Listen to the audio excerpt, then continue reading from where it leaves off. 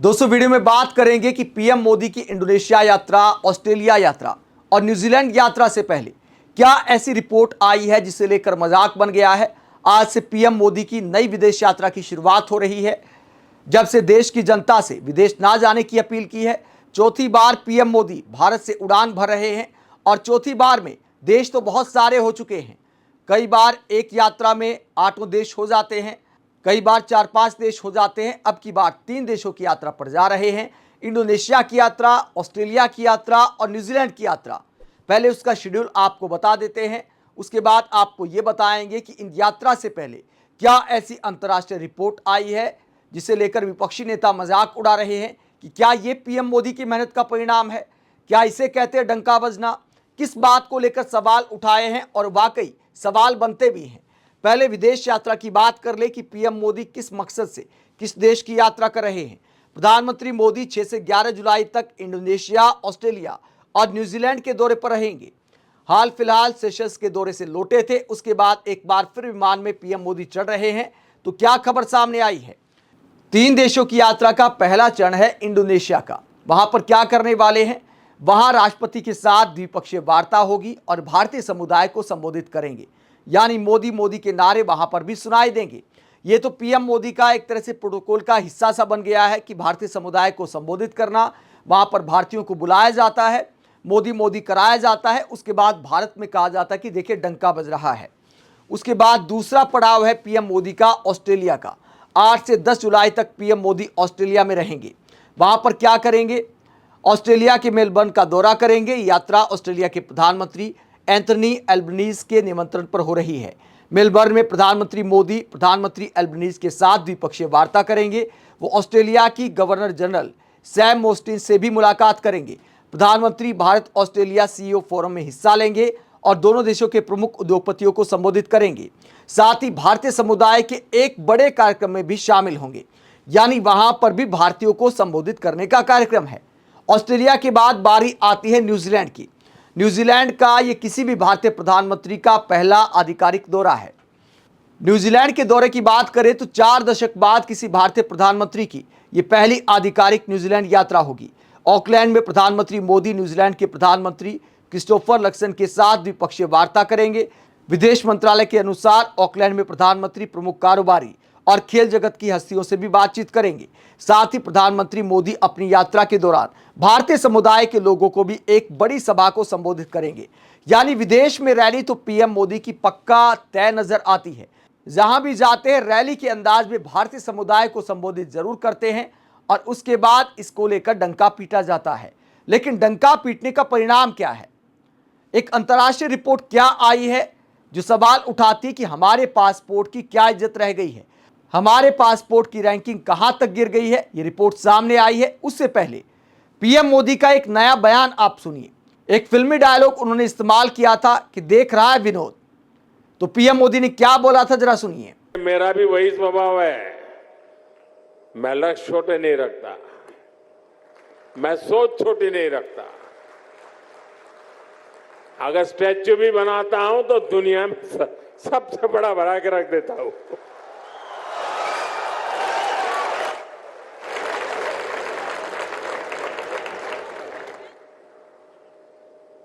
और जैसा सुवेश जी ने कहा, सुनते हो ना विनोद, काम बोलता है। तो पीएम मोदी ने डायलॉग मारा था कि देख रहा है ना विनोद। तो विनोद का सवाल सामने आया है कि मोदी जी हम तो देख रहे हैं, लेकिन आपको भी ये खबर देखनी चाहिए। और ये खबर क्या कहती है, ये खबर कहती है कि भारत का पासपोर्ट रैंकिंग में गिरकर कहां पहुंच गया है। ग्लोबल पासपोर्ट इंडेक्स में भारत पिछले साल के मुकाबले एक पायदान फिसलकर 125वें पायदान पर पहुंच गया है। ग्लोबल सिटीजन सॉल्यूशन की ओर से जारी 5वीं एनुअल रिपोर्ट में बताया गया कि भारत से पहले नामीबिया 124वें स्थान पर है, वहीं अजरबैजान 126वें स्थान पर है। ज्यादातर passport ranking visa free travel के आधार पर तय की जाती है।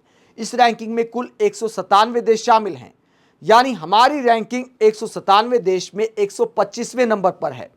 कई बार यह दावा किया गया कि देखिए पीएम मोदी के प्रधानमंत्री बनते ही हमारे पासपोर्ट की कितनी इज्जत हो गई है।